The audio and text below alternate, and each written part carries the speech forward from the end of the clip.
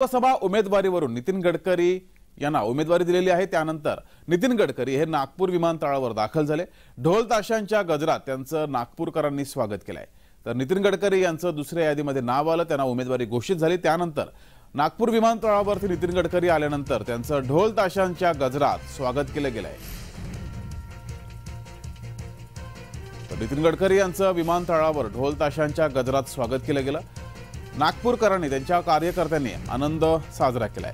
पहिल्या यादीमध्ये नितीन गडकरी यांचं नाव नव्हतं, मात्र दुसऱ्या यादीमध्ये नाव आल्यानंतर नागपूरकरांनी ढोल ताशांच्या गजरात त्यांचं स्वागत केलं। ही दृश्य आपण पाहतोय। नितीन गडकरी जेव्हा नागपूर विमानतळावर पोहोचले तेव्हा त्यांचं कार्यकर्त्यांकडून जोरदार स्वागत केलं गेलं। ढोल ताशांच्या गजरात त्यांच्यावर पुष्पवृष्टी करत हे स्वागत केलं गेलंय।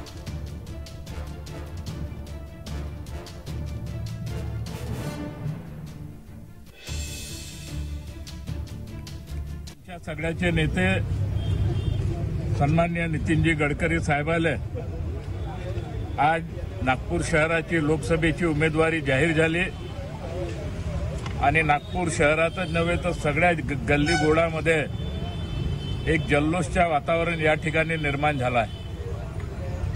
सगळीचकडे कार्यकर्ते ढोल ताशे फटाके फोडून दिवाळीसारखा उत्सव या ठिकाणी होत आहे आणि नागपूर शहराच्या इतिहासामध्ये सगळेच रेकॉर्ड ब्रेक करून गडकरी साहेब फार मोठ्या लाखोच्या मतांनी या नागपूर शहरातून पुन्हा निवडून जाईल अशा प्रकारचे एक वातावरण या नागपूर शहरामध्ये आहे।